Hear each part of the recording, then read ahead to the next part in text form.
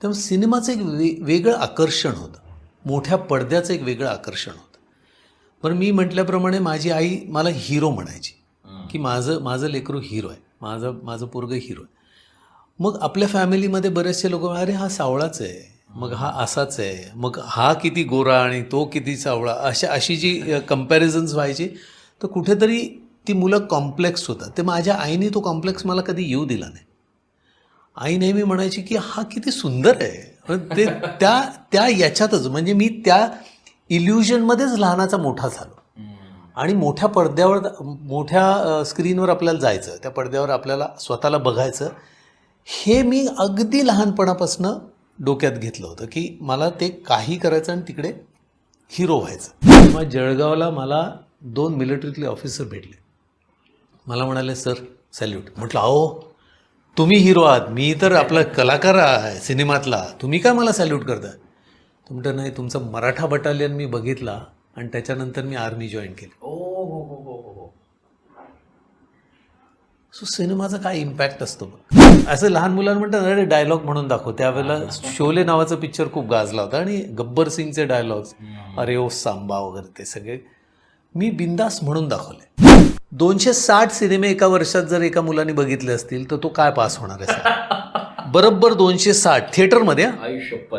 म्हणजे रोज एक सिनेमा मॅटनीला जाऊन बघायचा. किंवा माझ्याकडे तिकीटाचं कलेक्शन होतं पूर्वी, थिएटरच्या तिकिटाचं कलेक्शन होतं. पोलीस खात्यात असल्यामुळे मी कॉलेजला गेल्या गेल्या कॉलेजची जेवढी गुंड मंडळी होती, म्हणजे गुंड पोरं होती, त्यांनी लगेच माझ्याशी मैत्री केली. अरे पोलीसवाले का लढत, हे काम आहे का आपण? म्हणून त्यांनी मला पहिल्या दिवशीच कॅन्टीनमध्ये नेलं. कॅन्टीनवाल्याला सांगितलं, इसे पैसा नाही लेणे का, आणि तुला काय प्रॉब्लेम असेल तर मला सांगायचं. मी ते सगळं केलं, ती केस फाईल केली, त्याला बॅन वगैरे करण्यात आलं. अगदी 2 महिन्यानंतर तो माणूस परत रेडिओमध्ये आला. मला त्या डिपार्टमेंटमधनं काढून दुसऱ्या डिपार्टमेंटमध्ये टाकलं गेलं होतं आणि तो रेकॉर्ड करत होता. मी बघितलं, म्हटलं स्टेशन डायरेक्टरला, हा माणूस इथे बॅन केला आपण. तर मला म्हटलं, तू नको लक्ष घालू, ते दिल्लीवरनं ऑर्डर आलेली आहे तिथे हेड ऑफिसमधनं, त्यामुळे आपल्याला काही करता येत नाही. म्हटलं, काय करता येत नाही म्हणजे? मी राजीनामा देतो, मला नाही करायचं अशा ठिकाणी काम वगैरे असं.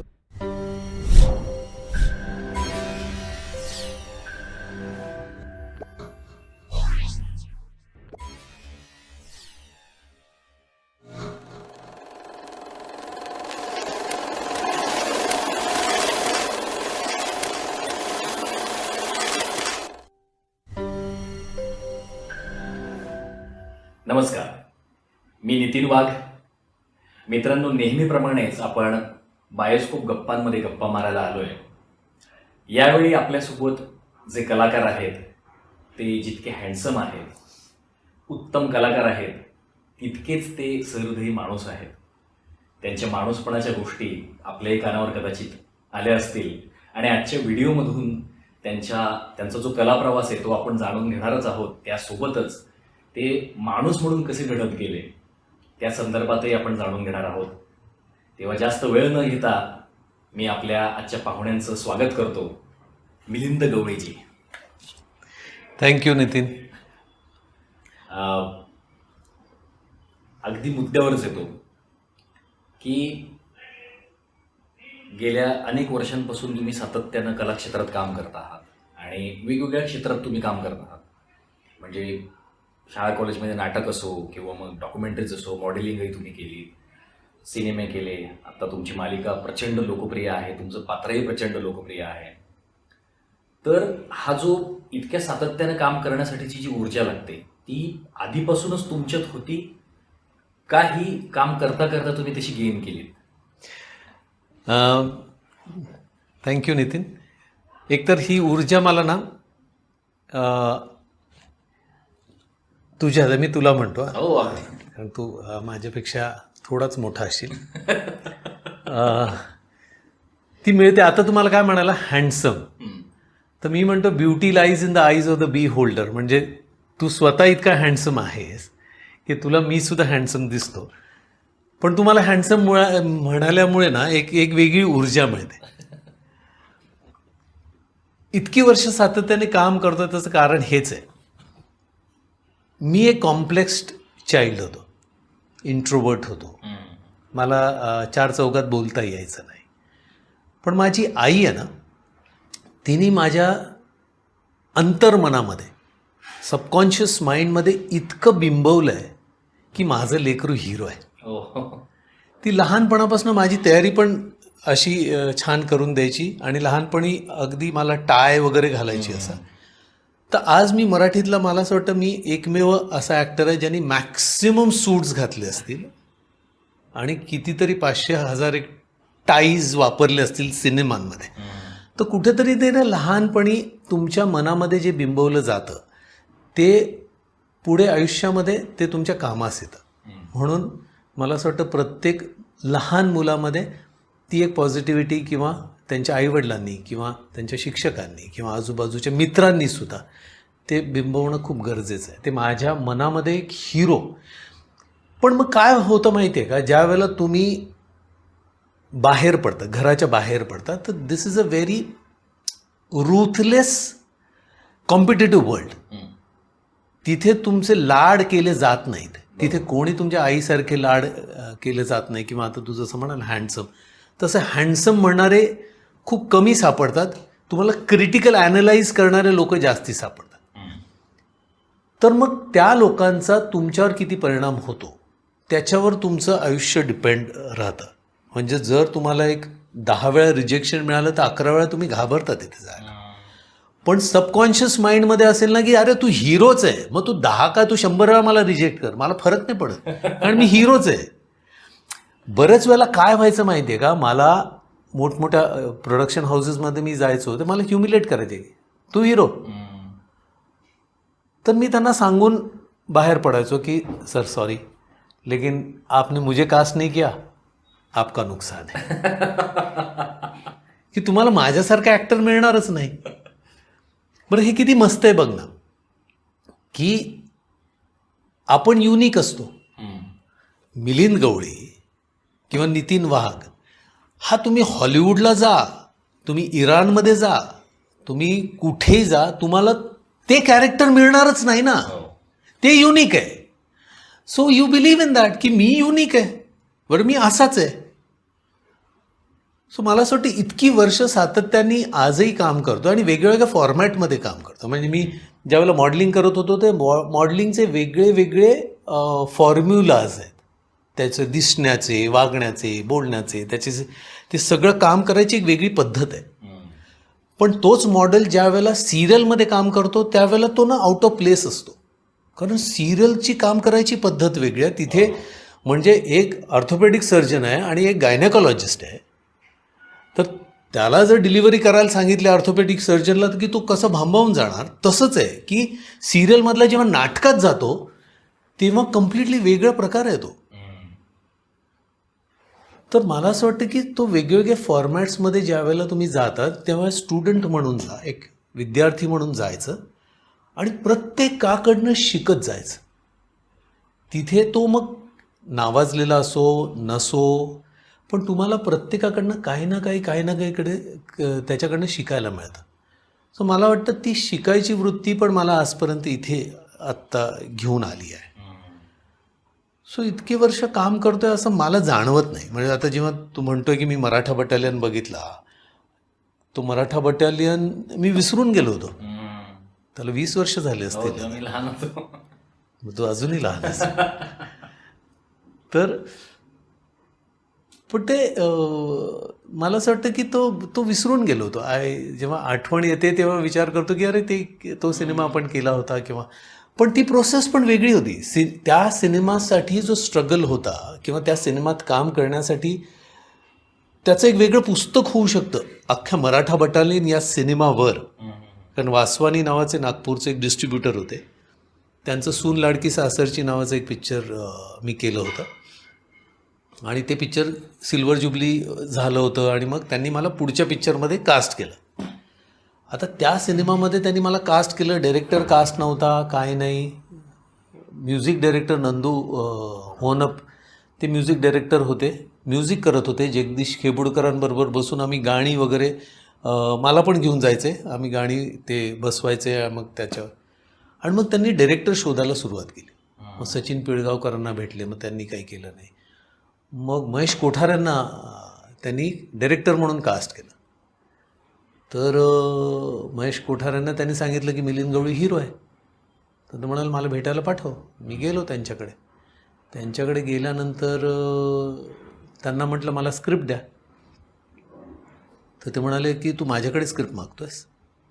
तर asking script from Mahesh Kothare. म्हटलं सर स्क्रिप्ट घेतल्याशिवाय मला कसं कळेल की काय कॅरेक्टर वगैरे. तो कुठेतरी माझ्याकडनं त्यांचा इगो दुखावला गेला होता आणि त्यांनी मग मला काढून टाकलं सिनेमातनं. त्या वासवानीला सांगितलं की आपण नवीन मुलगा घेऊ. नवीन मुलाला घेऊन त्यांनी शूटिंग सुरू केलं. कोल्हापूरला मोठा सेट लावला. त्या सिनेमामध्ये त्या काळी लक्ष्मीकांत बेर्डे, कुलदीप पवार, रमेश भाटकर, नंतर दीपक शिर्के, अलका कोबल, भरत जाधव हे सगळे दिग्गज होते आणि हा एक हिरो म्हणून मला घेतलं होतं. मला काढलं आणि त्या नवीन मुलाला घेतलं. मी पण विसरून गेलो. म्हटलं तर ठीक आहे. आणि मला ना एक खूप माझी चांगली सवय होती की एकदा एक प्रोजेक्ट आपल्याकडनं गेलं की ते विसरून जायचं. मग ते पिक्चर बघायचं सुद्धा नाही. त्यामुळे त्याचा आपल्याला त्रास होत नाही. 17 दिवस शूटिंग केल्यानंतर त्यांनी जेव्हा त्याचे रशेस बघितले ते म्हणाले नाही यार नवीन मुलगा या सगळ्या दिग्गजांबरोबर नीट काम करूच शकत नाही आहे. आपण रिशूट करू. महेश कोठारे म्हणलं असं रिशूट वगैरे करता येणार नाही. 17 दिवस शूट केलं आहे. जो 40% पिक्चर कंप्लीट झाला. वासवानी म्हणाला. मग त्यांच्यात काहीतरी वाद झाला. त्यांनी डिरेक्टर बदलले. नागेश धरक डायरेक्टर आले आणि परत ते माझ्याकडे आले. मला म्हणाले की कर सिनेमा, तू हिरो आहेस. म्हटलं आता तुम्ही त्या मुलाला घेतलं त्याच्याकडनंच करून घ्या ना, त्याचं का नुकसान करताय. मग तो मुलगा घरी आला. म्हणाला सर खरं सांगू का माझा कॉन्फिडन्सच गेला. मी जेव्हा रमेश भाटकर, कुलदीप पवार आणि यांच्याबरोबर उभा राहतो ना तेव्हा मला घाम फुटतो. मला डायलॉग्सच बोलता येत नाही. तर मी नाही करू शकत, तर प्लीज तुम्हीच करा सिनेमा. मग मी तो सिनेमा केला.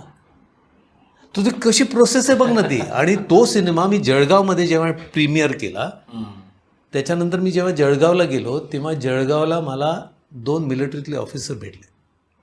मला म्हणाले सर सॅल्यूट. म्हटलं अहो तुम्ही हिरो आहात, मी तर आपला कलाकार आहे सिनेमातला, तुम्ही काय मला सॅल्यूट करता. तो म्हटलं नाही तुमचा मराठा बटालियन मी बघितला आणि त्याच्यानंतर मी आर्मी जॉईन केली. सो सिनेमाचा काय इम्पॅक्ट असतो बघ. सो ही सगळी अशी प्रोसेस. तुम्हाला फक्त असं जर हे केलं ना मराठा बटालियन तर अख्खं मी सुरू करेन. त्याच्यावर मी म्हटलं ना एक पुस्तक लिहिन सक्का भाऊ पक्का वैदी, तर अख्खा साताऱ्याचं मी तर अख्खा उभं करेन. So I think this is all beautiful journeys. माझ्या आयुष्यातल्या हे सगळे प्रवास आहेत. हे म्हणतात ना या प्रवासातले एक सुंदर सुंदर स्टेशन्स आहेत. सर आत्ता तुम्ही मगाशी मराठा बटालियनचा विषय काढला आणि की एका सिनेमातून काढलेला नायक पुन्हा त्या सिनेमात येतो आणि तो सिनेमा प्रचंड लोकप्रिय होतो. म्हणजे एवढा लोकप्रिय होतो की सामान्य पोरं तो सिनेमा बघून आर्मी जॉईन करतात. आणि मगाशी तुम्ही आधी असंही म्हणालात की आधीपासून तुम्ही ते होतं की मी हिरो आहे बाबा, त्यामुळं मला त्याचा काही त्रासच नाही झाला. तर हे जे हिरोपण आहे की मी हिरो आहे किंवा मला हिरो व्हायचं आहे, ही जी बीजे कुठे रोवली गेली. म्हणजे अगदी लहानपणापासूनच तुम्हाला सिनेमा किंवा या पडद्याचं आकर्षण होतं की मग पुढे जसं तुम्ही मोठे झालात तेव्हा तुमच्यामध्ये आकर्षण निर्माण झालं का, योगायोग झाला, याची गोष्ट काय नेमकी हिरो होण्यापर्यंतची. पूर्वी मी जेव्हा शाळेत वगैरे होतो ना त्यावेळेला सिनेमा बघायला जाण्याचं एक ना वेगळा फेस्टिवल असायचं. थिएटरला जाणं एक मोठी गोष्ट असायची की साधं सरळ सोपं नसायचं. तेव्हा टी व्ही पण नव्हते. टी व्हीवर आत्ता जसे 24 तासाचे चॅनल्स आणि 100 चॅनल्स आहेत जिथे कुठलाही सिनेमा कधीही नेटवर बघू शकता वगैरे, तसं काहीच नव्हतं. सिनेमा थिएटरला बघायला लागायचा. त्याची छायागीत नावाचा एक कार्यक्रम असायचा जे सिनेमातली गाणी दिसायची टी व्हीवर, ज्यांच्याकडे टी व्ही आहे. त्यामुळे सिनेमाचं एक वेगळं आकर्षण होतं. मोठ्या पडद्याचं एक वेगळं आकर्षण होतं. पण मी म्हटल्याप्रमाणे माझी आई मला हिरो म्हणायची की माझं लेकरू हिरो आहे, माझं पोरगं हिरो आहे. मग आपल्या फॅमिलीमध्ये बरेचसे लोक अरे हा सावळाच आहे, मग हा असाच आहे, मग हा किती गोरा आणि तो किती सावळा, अशी जी कम्पॅरिझन्स व्हायची. तर कुठेतरी ती मुलं कॉम्प्लेक्स होतात. ते माझ्या आईने तो कॉम्प्लेक्स मला कधी येऊ दिला नाही. आई नेहमी म्हणायची की हा किती सुंदर आहे, पण ते त्या त्या याच्यातच म्हणजे मी त्या इल्युजनमध्येच लहानाचा मोठा झालो. आणि मोठ्या पडद्यावर मोठ्या स्क्रीनवर आपल्याला जायचं, त्या पडद्यावर आपल्याला स्वतःला बघायचं, हे मी अगदी लहानपणापासून डोक्यात घेतलं होतं की मला ते काही करायचं आणि तिकडे हिरो व्हायचं. आता ती प्रोसेस माहिती नाही, तिथे कसं जातात हे माहिती नाही. फक्त थिएटरला गेल्यानंतर एक अमिताभ बच्चन दिसतो, एक राजेश खन्ना दिसतो किंवा एक तो विनोद खन्ना दिसतो आणि ते फारच भारी दिसतात आणि आपल्याला तिकडे जायचं आहे, आपल्याला त्या पडद्यावर किंवा त्या पडद्याच्या मागे जायचं आहे असं धरूनच चाललो. मग शिक्षण घरून काही बॅकग्राऊंड नव्हतं असं? धरून ना, माझे वडील पोलीस खात्यात होते. ते मी ज्यावेळेला सिनेमात आलो तेव्हा ते सब इन्स्पेक्टर होते. आणि एकदा धनपत मेहता नावाचे एका प्रोड्युसर आमच्या घरी काही कामानिमित्त आले होते. तर वडिलांनी त्यांना असं गमतीने म्हटलं की याला पण सिनेमाची खूप आवड आहे. त्यावेळेला मी असेन 9वीत 8वीत 9वीत असे. तर वडिलांनी असं लहान मुलांना म्हणतात अरे डायलॉग म्हणून दाखव. त्यावेळेला शोले नावाचा पिक्चर खूप गाजला होता आणि गब्बर सिंगचे डायलॉग्स, अरे ओ सांबा वगैरे ते सगळे मी बिंदास म्हणून दाखवले. मग धनपत मेहतांनी एक सिनेमा करताना आमचं शूटिंग चालू आहे. तर शूटिंग वडिलांना सांगितलं तुम्हाला बघायचं असेल या मुलांना बघायचं असेल तर वाळकेश्वरला शूटिंग चालू आहे, तुम्ही या मुलांना. वडील म्हणाल मला तर वेळ नाही आहे पण मी मिलिंदला पाठवतो. मी 63 नंबरची बस पकडून तिकडे गेलो. सकाळी 8चं शूटिंग त्यांनी मला सांगितलं होतं. सकाळी 8ला बरोबर तिथे जाऊन बसलो. मग कॅमेरा ट्रॉली हे ते सगळे इक्विपमेंट्स यायला लागले आणि मला ते विश्व खूप आवडायला लागलं. त्या वाळकेश्वरला एका अशा ओपन जागेमध्ये हळूहळू एक गाडी आली. मग त्या काळी तो पल्लवीचा भाऊ होता, हिरो पल्लवी जोशीचा भाऊ होता. त्यांनी एक 100 पिक्चर्स केले होते चाइल्ड आर्टिस्ट म्हणून. तो होता त्या सिनेमामध्ये आणि मी ते सगळं एका कोपऱ्यावर असं उभं राहून ते सगळं प्रोसेस बघत होतो. मग दुसऱ्या दिवशी परत गेलो. शूटिंग संपेपर्यंत तिथेच आणि तिथे स्टक झालो. म्हणजे मला ना कळलं की हे विश्व आहे ना, इथे आपल्याला जायचं आहे. 3ऱ्या-4थ्या दिवशी मी गेलो. शूटिंग बघत होतो, माझा काही संबंध नव्हता सिनेमाशी. आणि त्या अलंकार नाव होतं नाही पल्लवीच्या भावाचं अलंकार, मास्टर अलंकार. तो मास्टर अलंकार होता. आणि मग काही निमित्ताने काही कारण झालं मास्टर अलंकारला ते सिनेमा सोडावा लागला. बरं हे शूटिंग थांबलं. मी सगळी चर्चा बघत होतो. तर मग प्रोड्युसर धनपत मेहता म्हणाला की अरे इस बच्चे को ले लो ना. आणि मी तिथे कोपऱ्यात उभा आणि तो म्हणाला की इसको ले लो. मग तो डायरेक्टर म्हणाला की ठीक है हम लोग क्या करते हैं रोल कम करते और उसको ये कैरेक्टर में बिठा दे. आणि मी त्या सिनेमामध्ये घुसलो. काहीच माहिती नव्हतं. ॲक्टिंग कशाशी खातात पितात तेच काही माहिती नव्हतं. पण सिनेमामध्ये आलो. पण त्याच्या आधी तुम्ही नाटकाशी संबंध वगैरे? काहीच नाही. म्हणजे शाळेमध्ये मी जे काही एक्स्ट्रा करिक्युलर ॲक्टिव्हिटीज असतात ते करायचो. पण सिनेमा केल्यानंतर माझ्या लक्षात आलं की अरे आपल्याला नाटकात काम करायला पाहिजे, आपल्याला ॲक्टिंग शिकायला पाहिजे, आपल्याला ती पल्लवी जोशी जसं करते आहे ते करता आलं पाहिजे, हा कसं करतोय तो करता आला पाहिजे. आणि पण तेव्हा तुम्हाला हे जाणवलं होतं की आपल्यात उणीव आहे आणि म्हणजे एवढ्या कमी वयात की मी जे करतोय ते अजून उत्कृष्ट होण्याच्या कडे जाऊ शकतं अजून, हे तुम्हाला जाणवलं होतं? हो मला ती क्राफ्ट आहे ती आपल्याला माहिती नाही आहे पण आपण करू शकतो. आपण प्रयत्न केला तर आपल्याला जमेल हे माझ्या लक्षात आलं होतं की. पण कॉन्फिडन्स होता. म्हणजे मला आठवतं हम बच्चे हिंदुस्तान के हा त्या सिनेमाचं नाव होतं. त्या सिनेमामध्ये मला त्यांनी एक डायलॉग दिला होता आणि तो मी रट्टा मारला होता. तो अगदी पाठांतर करून रेडी होऊन मी कॉन्फिडंटली ते कॅमेरासमोर बोललो होतो. हे मला चांगलं आठवतं. मग त्याच्यानंतर ते किशोर नमित कपूर नावाचे ज्यांचं ॲक्टिंग स्कूल आहे ते त्या सिनेमामध्ये एक सायंटिस्टचा रोल करत होते. त्यांनी बघितलं हे पोरगं फारच उत्साही आहे. आणि गोविंद सरैया एक सिनेमा करत होते वक्त से पहले. तर त्यांनी मला सांगितलं कल आना मेरे पास, हम जाएंगे उधर गोविंद सरैया के पास. गोविंद सरैयाला सांगितलं की हा पोरगा आहे आणि आपण याला घेऊया. उसको एक्टिंग नहीं आती, रॉ मटेरियल है, मैं उसको ट्रेन करता हूँ. तर गोविंद सर म्हणाले की मेरे लिए तो सूट आहे हे. आणि मग मला माझं कास्टिंग झालं. ॲक्टिंग येत नाही, पण तो किशोर नमित कपूरचा कॉन्फिडन्स होता की आपण याच्याकडनं ते काम करून घेऊ.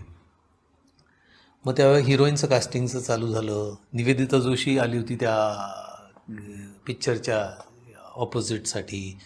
असं मग जयंत सावरकरांची मुलगी आहे ना सुपर्णा, तिने तो रोल केला.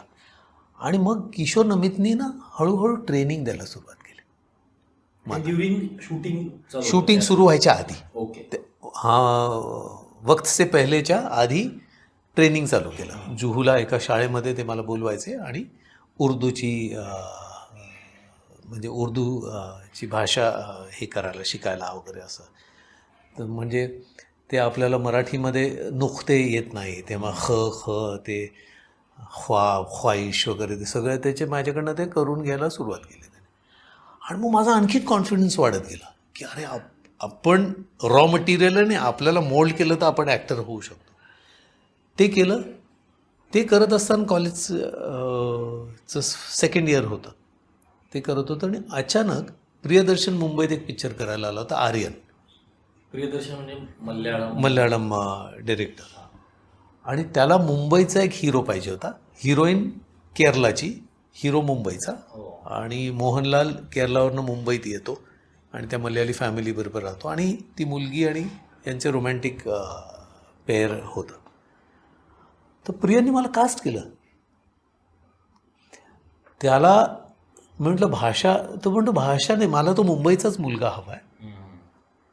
तो मल्याळममध्ये बोलतो पण बऱ्यापैकी हिंदी वडिलांची बोलतो. गोगा कपूर वडिलांचा रोल करत होता. आणि प्रियांचं पिक्चर केलं. मी त्यावेळेला लास्ट इयरला होतो याला. आणि ते पिक्चर खूप चाललं. 40 थिएटरमध्ये ते 100 डेज कंप्लीट केलं होतं. काही ठिकाणी सिल्वर ज्युबली कंप्लीट केलं. आणि माझं लक्षात आलं की मी हिरो होऊ शकतो. फक्त हे जे फील्ड आहे हे फील्ड खूप प्रोफेशनल आहे. त्याच्यासाठी तुम्हाला ट्रेनिंग घ्यायची गरज आहे. मग मी NSD ट्राय केलं दिल्लीला. तर NSDला ग्रॅज्युएशन कंप्लीट लागतं. आणि तर NSDमध्ये मला ॲडमिशन त्यावेळेला नाही मिळाले. मग इथे पुण्यामध्ये FTIमध्ये ॲक्टिंग कोर्सच बंद केला होता. 74-79ला जया बच्चनची शेवटची बॅच होती. बाकी सगळे कोर्सेस आहेत तिथे, ॲक्टिंगचा कोर्स नव्हता. तिथे जाता येईना. मग किशोर नमित कपूरकडे गेलो. त्यांनी ते सुरू केलं होतं. आणि तिकडनं स्वतःला ट्रेन करायला सुरुवात केली. पण मी ट्रेनिंग हिंदीमध्ये चालू होती सगळी. आणि हिंदीमध्येच काम करायचं. आपण मराठीत यायचंच नाही. कारण हिंदीची इंडस्ट्री खूप मोठी आहे, ती भारतभर आहे. मराठी इंडस्ट्री खूप छोटी आहे. आणि किशोर नमित कपूरकडे मी होतो त्यावेळेला. ते 7 मुलांना निवडलं होतं. नारी हिरानी, सुभाष घई आणि या सगळ्यांनी मिळून ना 7, सोनाली बेंद्रे, ती इंद्रायणी बॅनर्जी, दिव्या दत्त, तो अमर नावाचे, असे 7 होते. आणि त्यात 8वा मला त्यांनी त्यात जॉईन केलं. आणि मला असं वाटतं तिकडनं तो प्रवास सुरू झाला. मग तिकडनं सिरियल कर, शॉर्ट फिल्म्स कर. आणि तो करत मला असं वाटतं इथपर्यंत आला. त्याच्यामध्ये मी रेडिओ जॉईन केलं होतं. ऑल इंडिया रेडिओला मी ट्रान्समिशन एक्झिक्युटिव्ह म्हणून जॉईन केलं. कारण ते ना आपल्या फील्डशी कनेक्टेड आहे. मी तुम्हाला थोडंसं रिवाइंड करतो आधी इथे यायच्या आधी की तुमचं एक मी क्लिप बघितली होती. त्याच्यामध्ये तुम्ही सांगितलं होतं तुम्ही 12वीला नापास झाला होता. हां, आता नापास झालेला विद्यार्थी हा पुढे MPSC होतो, स्टाफ सिलेक्शन कमिशनची म्हणजे SSCची एक्झाम पण पास होतो. खरं तर या प्रेस्टिजियस कॉम्पिटिशन्स अजूनही आहेत, म्हणजे त्यावेळेला तर खूपच होतं. त्याच्यानंतर तो माणूस एकदम रेडिओमध्ये जम्प करतो. आणि पोलीस डिपार्टमेंटचं पण तुम्हाला, मी सब इन्स्पेक्टरची परीक्षा पास झाली. ही काय गोष्ट आहे एकदम की हा थोडासा प्रवास थोडासा एक्सपिरियन्स. काय होतं, मी लाडात वाढलेलो होतो. शिक्षण मध्ये फार इंटरेस्ट नव्हता. अभ्यासामध्ये मला कधीच इंटरेस्ट नव्हता. 10वीला मी कसाबसा पास झालो, कारण क्रिकेट खेळायचो, शारदाश्रमला होतो. आणि शारदाश्रमच्या मुलांना जे क्रिकेट खेळायचे ते थोडंसं फेवर केलं जायचं. त्यामुळे मी 10वीत क्रिकेट खेळत असल्यामुळे पास झालो असेन असं मला वाटतं, कारण मी काही फार लिहिलं नव्हतं. 11वीमध्ये सुद्धा म्हणजे लाडका होतो, ढकललंच होतं, प्रिन्सिपलने ढकललं होतं, सगळ्यांनी मला ढकललं होतं. म्हणजे काय 260 सिनेमे एका वर्षात जर एका मुलाने बघितले असतील तर तो काय पास होणार आहे? बरोबर 260 थिएटरमध्ये. म्हणजे रोज एक सिनेमा मॅटनीला जाऊन बघायचा, किंवा माझ्याकडे तिकीटाचं कलेक्शन होतं पूर्वी, थिएटरच्या तिकिटाचं कलेक्शन होतं. घरी वडील पोलीस डिपार्टमेंट होते, तसं मी ना 10वीपर्यंत व्यवस्थित शाळेत असल्यामुळे 11वीला मी बिघडलो होतो कम्प्लीट. हे 260 सिनेमे जे बघितले ते मी 11वीतच बघितले.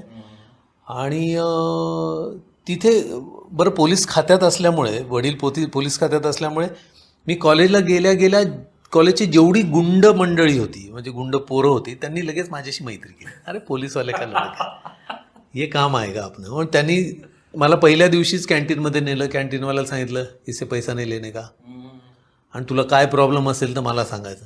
त्यामुळे ना त्या 11वीतले पोरं माझ्याकडे यायचे की मिलिंद दादा, अरे मला मारलं, मला हे केलं. म्हटलं थांब, मग डॅनी बगऱ्याला मारलं, तो डॅनी जाऊन त्याला. म्हणजे मी ना कंप्लीट बिघडलेल्या कॅटेगरीमध्ये गेलो होतो. आणि खूप माज होता, खूप सिनेमे बघायचे, अभ्यास करायचा नाही. एका शिक्षकाने मला प्रश्न विचारला तर त्याचं वर्षभर लेक्चरच अटेंड केलं नाही. माझा एक मित्र आहे रमाकांत घनाते नावाचा, तर तो घरी आला आणि पप्पांना वडिलांना सांगितलं की काका याला प्लीज त्या कॉलेजमधनं बाहेर काढा, हा बिघडत चालला आहे आणि हा कामातनं जाणार, हा काय अभ्यास करत नाही, काय नाही, आणि हा खूप मवालीगिरी करतो वगैरे.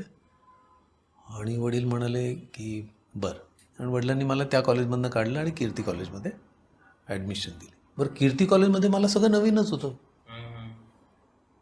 मराठीच्या लेक्चरलाच बसलो नाही वर्षभर. मराठीत 20 मार्क मिळाले आणि एकाच विषयात नापास झालो मी, मराठीत 12वीला. तोपर्यंत मला नापास हा प्रकार माहिती नव्हता, कारण ना मला पुढे ढकलत गेले, पास होत गेला, सिरियसनेस काहीच नव्हतं. मला आठवतं ज्या दिवशी 12वीचा रिझल्ट लागला, माझी आई बसली होती आणि रडत होती. आणि तिचं असं होतं की माझ्या लेकराने खूप अभ्यास केला होता, पण तो बिचारा नापास झाला. म्हणजे ती त्यांना दोष देत होती की त्याचे पेपरच नीट तपासले नाहीत. तर वडिलांना मी सांगते आता परत रिवाईज करायला ते वगैरे. आणि मला जाणवायचं की यार मी खरंच अभ्यास केला नाही, केला असता तर मी झालो असतो पास. आणि या माऊलीला बिचारायला खूप वाईट वाटलं. तर मी त्या दिवशी ठरवलं की हे माझे आईवडील खूप चांगले. बरं, मी नापास झालो ना तर वडील मला काय म्हणतात की अरे 5 विषयात चांगले मार्क आहेत तुला. बरं, चांगले मार्क म्हणजे 37, 35 पासिंग असं तर 37, 39, अगदीच 52 म्हणजे हे मला सगळ्यात जास्ती चांगले मार्क मिळाले. तर वडील ते बघायचं म्हणजे नाही. आणि आजारी होता ना बेटा तू आजारी होतास म्हणून अरे मला लाज वाटायला लागली माझी स्वतःची की अरे इतके चांगले आईवडील आहेत आणि मी काय करतोय. आणि मी त्या दिवशी ठरवलं, मला आठवतं मी परत कॉलेज बदललं, लाला लजपतराय कॉलेजला गेलो आणि तिथे ना मी नमस्कार केला की इकडनं मी माझ्या आयुष्याची सुरुवात करणार.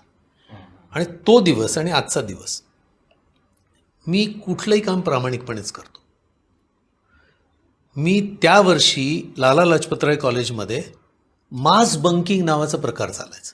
म्हणजे सगळे मुलं वर्गाच्या बाहेर जायचे. मला कधी माहिती नव्हतं, कारण आमच्या इथे मास बंकिंगपेक्षा आमचं आधीच्या याच्यात मी बसायचोच नाही. तर मी पहिल्या दिवशी जे गेलो तर ही सगळी मुलं निघून गेली आणि मी एकटा बसलो होतो. त्या कॉलेजचे प्रोफेसर कुमार आले आणि मला म्हणाले तू का बसलंस, तुला नाही जायचं का. म्हटलं नाही सर, मी एकही लेक्चर मिस नाही करणार आता, मी सगळं अटेंड करणार. बरं, गप्पा मारत बसले. लेक्चर संपल्यानंतर ती सगळी 5-6 मुलं मला मारायला आली आणि मला म्हणाले की तू काय स्वतःला शाणा समजतो का, जिथे मास बंकिंग म्हणजे सगळ्यांनी बंक करायचं. म्हटलं हे बघ, मी आधी ज्या कॉलेजमधनं आलो आहे ना तिथे मी फक्त गुंडगिरी केली, अजूनही जर तुम्ही चुकून मला हात लावला तर मी 5ही लोकांना इतका तुडवेल, कारण मी 2 वर्ष फक्त गुंडगिरी केली आहे. आता मला शिकायचं आहे. तुम्ही माझ्या प्लीज नादी लागू नका. परत तुम्हाला आणखीन वरती मी सांगितलं तर माझे वडील असिस्टंट कमिशनर आहेत. म्हणजे मी तुम्हाला मारीन पण आणि माझं काही कोणी वाकडं नाही करू शकणार. त्यामुळे प्लीज तुम्ही माझ्या नादी लागू नका आणि आजपासनं या वर्गामध्ये माझबंकी होणार नाही, कारण मी बसणार. आणि त्यांना कळे ना की अरे हा कोण आला आहे, कॉलेजमध्ये नवीन आला आहे. आणि मी ते एकही लेक्चर बुडवला नाही. माझ्याबरोबर आणखीन एक अपंग मुलगा होता, तोही मग बसायला लागला. मग ते सगळे, मग एक 10-15 लोक तर रेग्युलरली ते सगळे बसायचे. मग मी ठरवलं आता मोठं व्हायचं. फक्त अभ्यास करून आपल्याला मोठं नाही होता येणार. तर आपल्याला ॲक्टर व्हावं लागेल किंवा आपल्याला मोठा स्टार व्हावं लागेल. तर मग सायमल्टेनियसली आपण मग नाटकात काम करायला सुरुवात केली. मग त्यावेळेला मला आठवतं की स्टेट कॉम्पिटिशनमध्ये जुलूस नावाचं बादल सरकारचं नाटक मी केलं होतं. आणि मी 32 नाटकं केली त्या अख्ख्या FY, SY आणि TYला. मग TYला म्हटलं फायनल इयर आहे, बरं मला चांगले मार्क होते. TYला मी ठरवलं की आता फक्त अभ्यास करायचा. आणि मी TYला 18 तास बसायचो आणि अभ्यास करायचो. मग TYला मला कॉलेजमध्ये मी 5वा आलो. मला फर्स्ट क्लास मिळालं त्यावेळेला. माझ्या आयुष्यात मुलांना 1ली, 2री, 5वीत 90-80% मार्क मिळतात. मला 1ली, 2री, 5वीत 30-35% मिळत होते. माझ्या आयुष्यात सगळ्यात जास्ती चांगले मार्क मला TYला मिळाले होते, 62% ओव्हरऑल. आणि मला कळलं की अरे आपण अभ्यास केला तर आपण ठीक आहे. मग मी लगेच MCOMला ॲडमिशन घेतलं. मी रेडिओ ह्या ज्या परीक्षा देत होतो, सब इन्स्पेक्टरची परीक्षा पास झालो तर वडील म्हणाले की मी पोलीस खात्यात इतकी वर्ष काढली, तुला काही फार प्रमोशन्स लवकर मिळणार नाही आहेत ओपन कॅटेगरीमध्ये, तर तू जर पोलीस खात्यात यायचं असेल तर IS IPS म्हणून ये, वरच्या पोस्टला ये, खाली येऊ नको. पण तुम्ही परीक्षा का देत होतो? म्हणजे तुम्ही ऑलरेडी ठरलं होतं की मला हिरो व्हायचंय, मग मध्येच परीक्षेचं कुठं घुसलं? मी ते सतत हिरो व्हायचं, पण ना त्या इंडस्ट्रीमध्ये ओपनिंग काहीच नव्हतं, ब्लँक होतं. प्रियंचा एक पिक्चर केल्यानंतर कसं अप्रोच करतात, काय करतात ते माहिती नव्हतं. बरं मी लहान होतो. माझ्या वडिलांनी मला सांगितलं होतं की काही कारण शिक्षण पूर्ण कर, शिक्षण पूर्ण कर आणि तुला जे करायचं ते कर. मग मी रेडिओ याच्यासाठी जॉईन केलं की रेडिओ सिनेमाशी कनेक्टेड आहे किंवा टेलिव्हिजनशी कनेक्टेड आहे. तर मग तिकडनं आपल्याला ॲक्टर होता येईल. कारण ना त्या काळामध्ये इतकं ॲक्सेस नव्हताच, इंटरनेट नव्हतं, काही नव्हतं, ओळखीचं कोणी नव्हतं.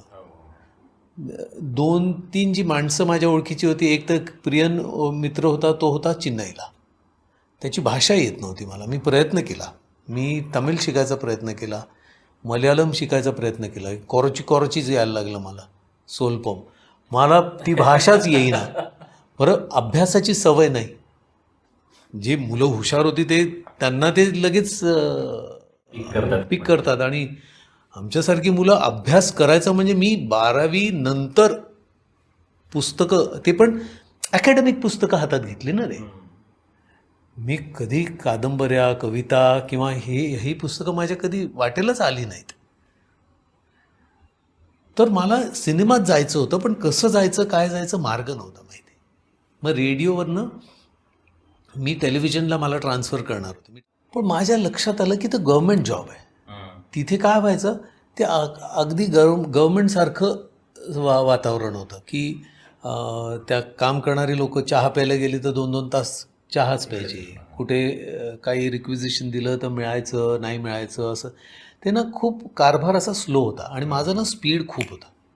मला ते असं वाटायचं की नाही हे झालं पाहिजे. ड्रामा सेक्शनमध्ये मी अख्खी लायब्ररी उभी केली होती. ते सगळे टेप्स खराब झालेले ते सगळे पुसायचं, ते क्लीन करायचे, हे करायचं. आणि मी त्या याच्यात 18 तास 20 तास मी तिकडे इन्वॉल्व व्हायचो. नंतर माझी ट्रान्सफर टेलिव्हिजनला होणार होती, जी मला पाहिजे होती. पण नंतर माझ्या लक्षात आलं की टेलिव्हिजनला पण गव्हर्नमेंट कारभार आहे.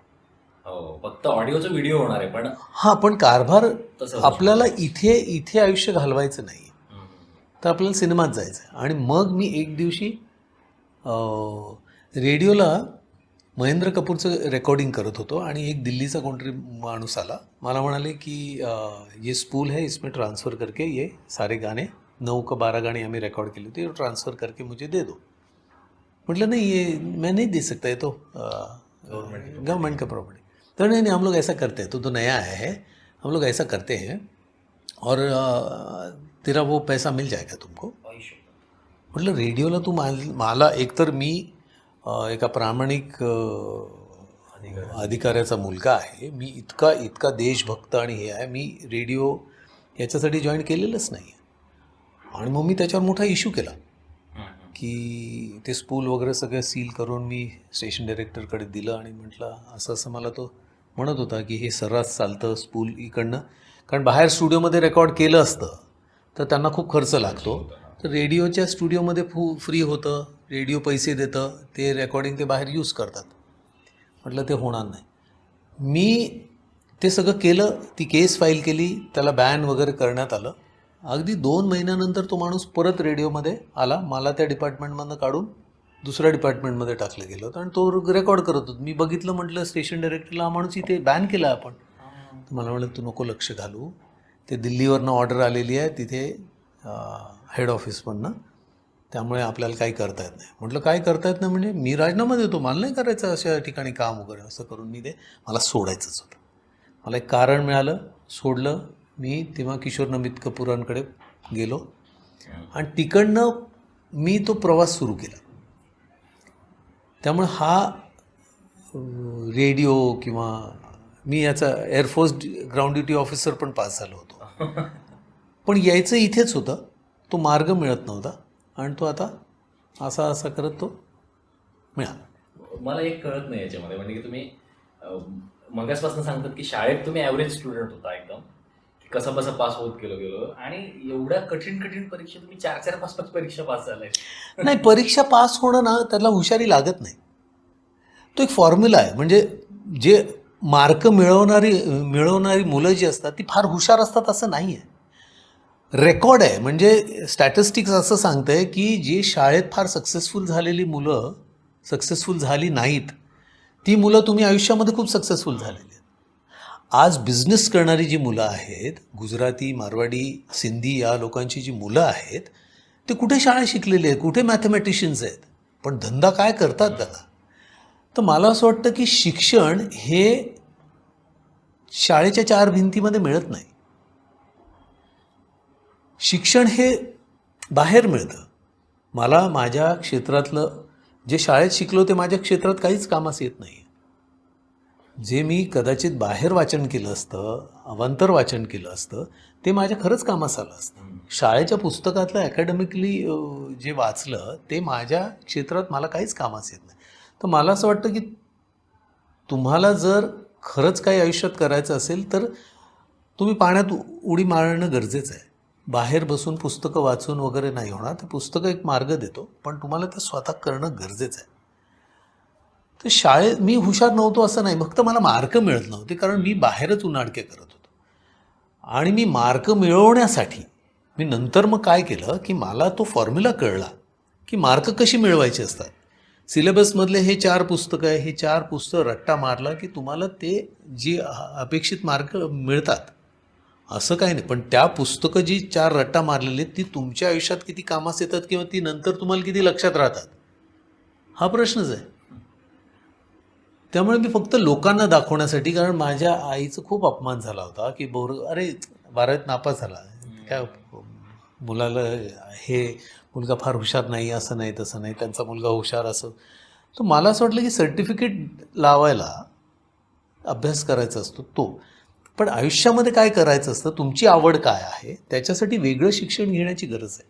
ती तुम्हाला आवडीप्रमाणेच घ्यावी लागते आणि ते करताना तुम्हाला कधी कंटाळ येत नाही. म्हणजे मला सिनेमा क्षेत्राशी इतकी आवड होती, ती मला आजपर्यंत, आता मगाशी आपण बोलता की इतके तास इतकी वर्ष करताना कंटाळ येत नाही, मला अजिबात येत नाही. आत्ताही मला आजच्या शूटिंगचे वेधच लागलेले आहे, कारण एक सीन आम्ही कालचा जो केलेला आहे तो अर्धवट राहिलेला आहे. माझा उत्साह आहे की आता तो मला पूर्ण कंप्लीट करायचा आहे. नवीन सीन येणार आहे, नवीन सीनमध्ये आणखीन काहीतरी हे करता येणार. सो ते पॅशन कुठेतरी असायला हवं, ती तुम्हाला आवड असायला हवी. म्हणून मला कोणीतरी छान सांगितलं होतं, if you choose a profession which you love, you will never work a single day in your life. तुमचं ज्या गोष्टीवर प्रेम आहे त्याचं प्रोफेशन करा ना. जसं माझ्या लेकीनी तिने खूप डिग्र्याज घेतल्या आणि दिल्लीला होती, ती C.R. पाटलांची सेक्रेटरी म्हणून काम करत होती, हे करत होती. एक दिवस आली आणि ती म्हणाली की मला कोच व्हायचं आहे, फिटनेस कोच व्हायचं आहे. आणि तिने ते प्रोफेशन केलं. नाव जिला मला जबरदस्ती उठवायला लागायचं की सकाळी लवकर उठत जा बाळा, सकाळी सूर्योदय बघायचा असं वगैरे. आता ती जेव्हा कोच झाल्यापासून तिचे पहिला सेशन 5 वाजता सुरू होतो. आता तिला कोणाला उठवायची गरज नाही. नाहीतर आमच्याकडे असं व्हायचं की तिला उठवायला लागायचं आणि आई तिला खूप पॅम्पर करायची, उठवायला लागायचं. एक दिवस ती माहेरी गेली होती आणि मला सांगितलं की तिची परीक्षा आहे, तर तिला वेळेवर उठवून दे. म्हटलं नाही, तिची परीक्षा आहे, तिला महत्त्वाची असेल तर ती उठेल. परीक्षा होती, मी काय तिला उठवलं नाही, ती झोपून राहिली. परीक्षा बुडली, बोंबाबोंब केली. मला माझ्यावर सगळे ओरडायला लागले की अरे तू उठून का. म्हटलं ती परीक्षा तिच्यासाठी महत्त्वाचीच नाही आहे. महत्त्वाची असती तर मी उठवण्याची वाटच बघितली नसती तिने. पण आज तिला उठवायला लागतच नाही ना. आज तिचे सेशन्स असतात तेव्हा ती उठते. So I think you choose a profession which you love. जे मी नशिबाने किंवा मी भाग्यवान आहे की मला ते प्रोफेशन चूज करायला मिळालं. आत्ता त्या विषयावर आपण ऑलरेडी आलेलोच आहोत की फिटनेस आणि एक ऊर्जा, चैतन्य हे सगळं. तर हे जे सूर्याप्रती जे आकर्षण आहे, सूर्योदयाचं जे आकर्षण आहे तुम्हाला, हे कधीपासून जडलं आहे? कारण अलीकडे म्हणजे लोकसत्तेतच अलीकडे मी एक लेख वाचला होता की लोकांच्या उठण्याच्या वेळा उशिरा होत चालल्या आहेत मोठ्या प्रमाणावर. आणि काही वेळेला जेन्युइन कारणं असतात, काहीतरी कामाची वगैरे, पण मॅक्सिमम वेळेला उशिरा झोपायचं, म्हणजे टाळत राहायचं, झोप टाळत राहायचं आणि या सगळ्या गोष्टी आहेत. तुम्ही इतक्या सातत्यानं अनेक वर्षांपासून कॅमेरा फेस करत आहात, तर 14, 15, 16, कधी 20 तासही आपल्याला काम करावं लागतं, तर रेस्टच मिळत नाही, पुरेशी झोप होत नाही. त्यामुळे तेही एक कारण बऱ्याच वेळेला असतं की यार मग झोपच होत नाही, तर मग मी काय व्यायाम करू. तर तुम्ही सूर्योदय आणि तुमचं फिटनेस ह्याचं जे गणित जमवले, तो काय फॉर्म्युला सापडलाय तुम्हाला कसा? तो ना मला करता सापडला आहे. स्वतःला ॲनालाइज करता की आपल्यामध्ये काय दुर्गुण आहेत, की आपण जे काम आपण हाती घेतलं आहे ते पूर्ण करताना आपली दमछाक होते का, आपल्याला त्रास होतो का, या कामासाठी इतकं फिटनेस पाहिजे, हे गरजेचं आहे. मग ते फिटनेस तुमच्याकडे आहे की नाही. बरेच आजूबाजूला आपण जेव्हा बघतो, जे म्हटलं ना की लोकांना उशिरा झोपायची सवय लागलेली आहे, रात्री जागतात आणि मग ते सकाळी पहाटे झोपतात आणि 12-1 वाजता वगैरे उठतात आणि मग सकाळी त्यांना 12 वाजता त्यांचा नाश्ता होतो. पण मग त्या लोकांचं सातत्याने बघितलं की ते किती आजारी पडत असतात, त्यांना शारीरिक किती त्रास होत असतात, मेंटली किती आजारी पडतात. तर ही जी एक पद्धत आहे की लवकर झोपायचं आणि लवकर उठायचं, सूर्योदय बघायचा.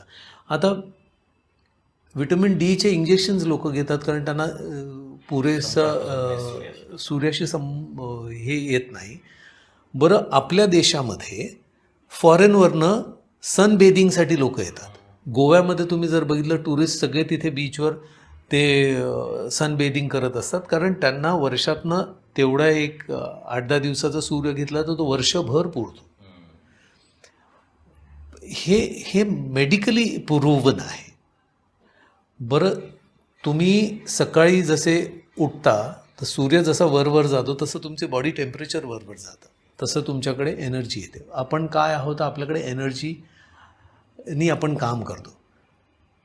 तर सेटवर मी बघतो यंग मुलांच्या एनर्जीज खूप लो असतात, थकून जातात, संध्याकाळी 6पर्यंत त्यांच्याकडे त्राण नसतो, झोपून राहतात. तर मला असं वाटतं की शरीर इतकं छान दिलेलं आहे, त्याला तुम्ही ओळखत नाही किंवा त्याचा पुरेपूर तुम्ही त्याचा इट्स अ व्हेहिकल बेसिकली. मग आपण ॲक्टर म्हणतो तर you are the instrument and you are the player असं म्हटलं जातं की तुम्हीच वाद्य आहात. मग ते वाद्य बाकीचे लोक कसे व्यवस्थित ट्यून करतात. तुमची बॉडी ट्यून्ड आहे का? तर नाही. तुम्हाला काही ना काहीतरी व्याधी आहे, काही ना काहीतरी आजार आहे, काही ना काहीतरी टेन्शन्स आहेत किंवा काय, तर ते ट्यून करणं गरजेचं आहे. आणि मग ते कसे करणार, त्याला काय फॉर्म्युला आहे? तर मला योगा प्राणायाम हा मला एक फॉर्म्युला मिळाला. मग मी जिम करणारा माणूस आहे, मी मी सगळ्या प्रकारची एक्सरसाइज करत होतो पूर्वी. पण आता तुम्ही जर वॉक करायचं, जॉग करायचं म्हटलं तर अशा पोल्युटेड एरियामध्ये किंवा अशा ठिकाणी तुम्ही काय जॉगिंग करणार आणि काय वॉकिंग करणार? पण प्राणायामची इतकी गरज आहे की श्वासावर तर सगळं अवलंबून आहे. तुम्ही पूर्ण श्वास घेत नाही. लोकांना पूर्ण श्वास कसा घ्यायचा तेच माहिती नाही. जर तुम्हाला पूर्ण ऑक्सिजन मिळालं नाही तर तुमची बॉडी रिज्युविनेट होत नाही. तुम्हाला पूर्ण झोप मिळाली नाही तर ती रिज्युविनेट होत नाही. हे सगळं मला ना करत असताना किंवा माझ्या कामावर प्रेम असल्यामुळे कदाचित मी ते शोधून काढलं की मला 14 तास काम करायचं. आणि 14 तास काम करताना रात्री 10-10:30 वाजता सुद्धा मला चल काही ॲक्टर जेव्हा मी बघतो संध्याकाळी सीन दिलं की अरे आत्ता कुठे यार, आता झालं ना, आता पॅकअपची वेळ झाली ना. तर माझं नाही होत तसं. तू रात्री दे ना मला. कारण मी ती कॉन्शियसली क्रिएट केलेलं आहे की मला आवड आहे, मला पाहिजे, मला करायचं आहे. आणि मला करण्यासाठी या काही गोष्टी तुम्हाला तुमच्या शोधून काढाव्या लागतील. I think that is a must. आणि रात्री उशिरा झोपणं वगैरे हे तर हानिकारक आहे. म्हणजे तुम्ही जास्ती आजारी पडाल. निसर्गाच्या विरुद्ध आहे. आणि निसर्ग तुम्हाला सगळं दाखवत असतो. You are part of nature आपण म्हणतो. तर this is what you start understanding yourself, you start understanding nature. त्याच्यासोबतच मग तुमचं वक्तशीरपणाही तसंच तुम्हाला जोडलं गेलं आहे का? म्हणजे तुम्ही तसे त्याच्यासाठी प्रसिद्ध आहात की बाबा वेळेत पोहोचतो. तो तर पाहिजेच ना. कारण काय आहे, प्रत्येक माणसाला लिमिटेड टाईम दिलेला आहे. तो काय इटर्नल नाही आहे की तो काय अमर नाही आहे. तो जन्माला आला त्या दिवशी डिसाईड झालं की तो मरणार आहे. तो जो मधला वेळ आहे तो प्रत्येकाला एक ठराविक दिलेला आहे. तो वेळ तुम्ही कसा युटिलाइज करायचा.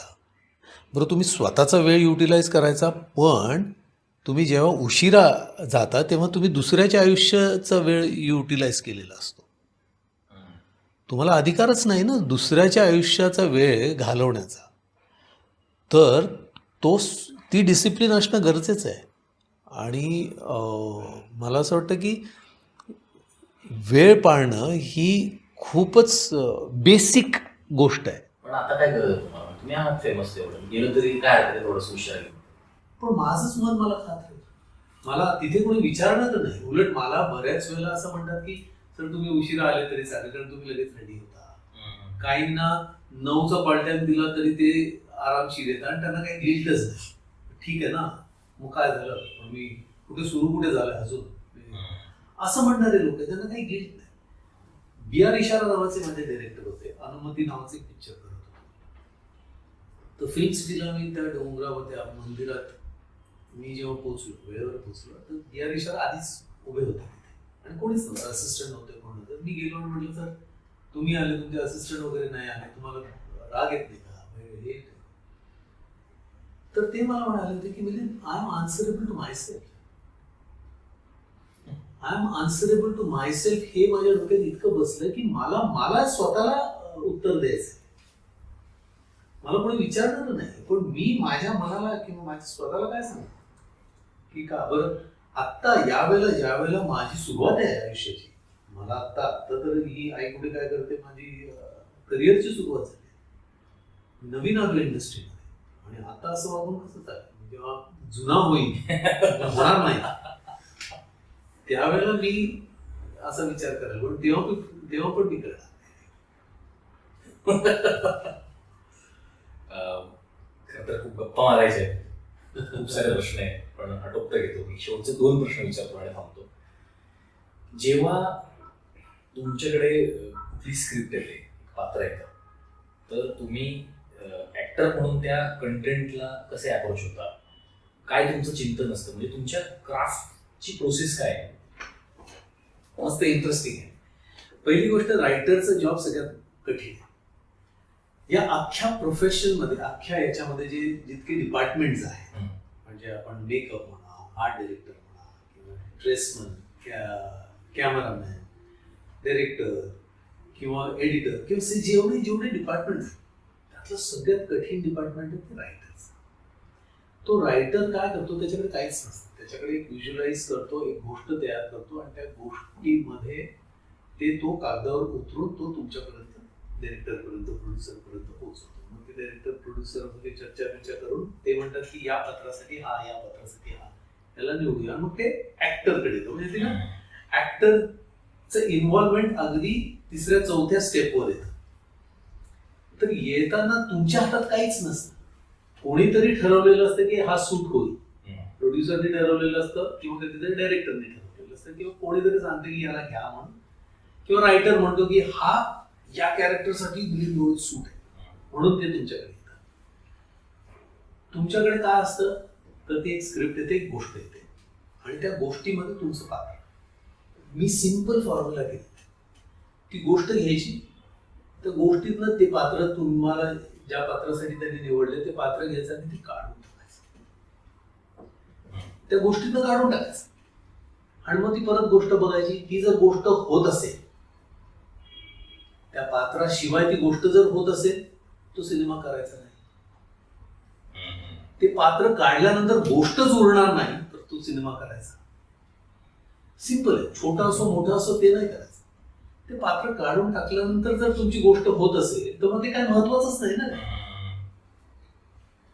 एवढं साधं सरळ सोपं की कोणी मला फोन केला की असं असं, म्हटलं काय गोष्ट काय, मी काय करतोय, तर गोष्टीशी कनेक्टेड ते पात्र आहे, ती गोष्ट त्या पात्राशिवाय होऊ शकत नाही. जसं आई कुठे काय करते, अनिरुद्ध, संजना, अरुंधती, आप्पा, कांचन, हे अनिरुद्धला काढून टाका तुम्ही, आई कुठे काय करते म्हणून, ती गोष्ट नाही होऊ शकत करायची. मग तो विलन आहे, हिरो आहे, कॉमेडियन आहे किंवा कोण आहे, काय त्याच्याने काहीच फरक नाही. लांबी रुंदीनुसार ते मोजमाप नाही करणार. उलट लांबी रुंदीवर कधी कधी काय होतं की काही काही वेळेला सिनेमामध्ये लांबी असलेला रोल आहे ना खूप कंटाळवाणा असतो. एक छोटासा रोल येतोय 15 मिनिटाचा आणि तो फार, जसं आता एक ॲनिमल नावाचा पिक्चर आहे, त्यात बॉबी देओलचं 60% काम आहे, 7%, पण तो लक्षात राहतो. तर ते गाणं ते खूप व्हायरल झालं, तोही हे झाला. सो यू कॅन से की तो रणबीर कपूरचाच रोल खूप आहे, याचा पण अगदी 60% का 17%च तो अख्ख्या सिनेमामध्ये आहे. सो त्याचा खूप छोटा आहे पण ते तेवढा इम्पॅक्टफुल. सो तोही रोल तितकाच महत्वाचा असेल. अखेरचा प्रश्न आहे की आतापर्यंत तुम्ही नायकाच्या भूमिका करतच आलात, पण त्या सकारात्मक नायक होते सगळे मोस्टली त्यातले, आणि मग असं पात्र तुमच्याकडे चालू नव्हतं ज्याला निगेटिव्ह शेड आहे. तर दोन्ही गोष्टी त्याच्यामध्ये की एकतर ते पात्र करताना एक अभिनेता म्हणून मला मजा आली पाहिजे, मला आनंद वाटला पाहिजे साकार करताना, आणि प्लस ते प्रेक्षकांपर्यंत प्रॉपर पोहोचलं पाहिजे, त्यांनाही ते आवडलं पाहिजे. म्हणजे पात्र कदाचित आवडणार नाही पण काम आवडलं पाहिजे. तर हा जो बॅलन्स आहे, कारण शेड तशी निगेटिव्ह आहे, तर असं तुम्हाला हे चॅलेंजिंग होतं का जेव्हा तुमच्याकडे असं आलं तेव्हा? नितीन, इंडस्ट्री खूप विचित्र आहे, इंटरेस्टिंग आहे, त्याची ना वेगवेगळे फॉर्म्युलाज असतात. मी जेव्हा इंडस्ट्रीत आलो, हिरो व्हायचा, प्रियदर्शनचं पिक्चर केलं, मग वर्तमान नावाचं पिक्चर केलं, हिरो हिरो हिरो व्हायचं असं चाललं होतं. अचानक मला ना कॅम्पस नावाची सिरियल, आता कॅम्पस सिरियलमध्ये रवी भटनागरचं कॅरेक्टर होतं, ते असंच निगेटिव्ह शेडचं कॅरेक्टर होतं आणि ते मी केलं. त्याच्यानंतर टेलिव्हिजनवर मी जवळजवळ 2000 एपिसोड्स निगेटिव्ह केलं. बालाजीच्या 12 सिरियल्स केल्या, त्यातल्या मी जवळजवळ 10 सिरियल्स निगेटिव्ह केले, निगेटिव्ह कॅरेक्टर. परिवर्तन एक सिरियल होती, निर्मल देव नावाचं कॅरेक्टर निगेटिव्ह. माझी ना इमेज झाली ती निगेटिव्ह. मग मी ठरवलं की आपण ती पुसायची. मग मी टेलिव्हिजनच सोडून दिलं आणि मी मराठी सिनेमाकडे बोललो. मराठी सिनेमामध्ये hero hero hero hero hero करत आलो. अगदी या 90-95 सिनेमांमध्ये मी 2-1 सिनेमे ज्याच्यात निगेटिव्ह शेड केले असेल कॉन्शियसली. नंतर ते सिनेमे, ग्रामीण सिनेमे चालायचे बंद झाले, यात्रा बंद झाल्या, मल्टिप्लेक्स झाले, माझं त्या भागातले सिनेमे कमी झाले. मग आता परत मी विचार केला की आता यंग मुलं खूप आलेली आहेत किंवा त्यांना धरून गोष्टी होत आहेत, मग पण आपण हिरो आहोत, आपल्याला काय करता येतं, हिरो आणि अँटी हिरो हे दोन फार बॅलन्सिंग हे असतात सिनेमामधले महत्वाचे गोष्टी. अँटी हिरो पण हिरोच, म्हणजे मला असं वाटतं कधी कधी राम आणि रावण याच्यामध्ये रावण त्यांना खूप श्रेष्ठ दाखवायला आहेच, तरच रामाचं इम्पॉर्टन्स. तर राम मोठा होतो, कारण रावण तितका मोठा असल्यामुळे. आणि कॅरेक्टरच्या याच्यात मी म्हणतो की ते विलन जरी आपल्याला मानत असतील किंवा लेखकाने विलन हे कॅरेक्टर लिहिलं असेल तरी करताना तो हिरो म्हणूनच प्ले करायचा, कारण प्रत्येकामध्ये पॉझिटिव्ह आणि निगेटिव्ह शेड्स असतात.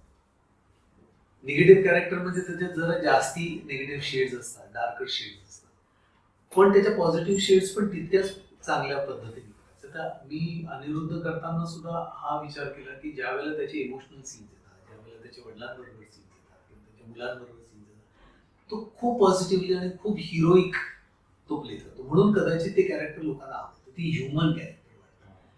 नाहीतर नुसतं डार्कर शेड मी आजपर्यंत विलन नाही केलं. डार्कर शेड्सचे कॅरेक्टर मला करता येणार नाही, कारण फक्त डार्कर शेड असलेला माणूस नसतो, तर काहीतरी पॉझिटिव्ह असतंच असतं प्रत्येकामध्ये. प्रत्येक माणूस प्रत्येक वेळेला 24 तास गुढीच किंवा वाईटच असं होऊ शकत नाही, काय म्हणतात त्याला shades. Thank you very much sir, तुम्ही खूप वेळ दिलात. खरं तर आमच्या मनात खूप सारे प्रश्न आहेत अजून वेगवेगळ्या प्रोजेक्ट संदर्भात आहेत, तुमचा जे फिटनेस संदर्भातला असेल किंवा मग तुमचा क्राफ्ट असेल, अभिनयाचा क्राफ्ट असेल, किंवा तुम्ही सोशल मीडियावर बऱ्याच वेळेला सोशल संदर्भात तुम्ही काही पोस्ट शेअर करत असतात आणि त्या आत्मबंध व्हायरलही होत असतात. तर त्या सगळ्या पोस्टमधनं पण आम्हाला तुमच्यातलं माणूस पण कळत जातो खूप वेळेला. तर पुढच्या वेळेला आणखी पुन्हा एकदा येऊयात त्या सगळ्या विषयांवर, जे आत्ता राहिले प्रश्न त्या सगळ्यांवर आम्हाला गप्पा मारायला आवडतील नक्कीच. आणि तुम्हाला पुन्हा पुन्हा अशा वेगवेगळ्या भूमिका मिळवू ज्याच्यामध्ये वेगवेगळ्या शेड्स असतील कॅरेक्टर्सना, आणि तुमचं जे चैतन्य आहे, तुमची जी ऊर्जा आहे ती आमच्यातही थोडीशी उतरव. Thank you thank you so much.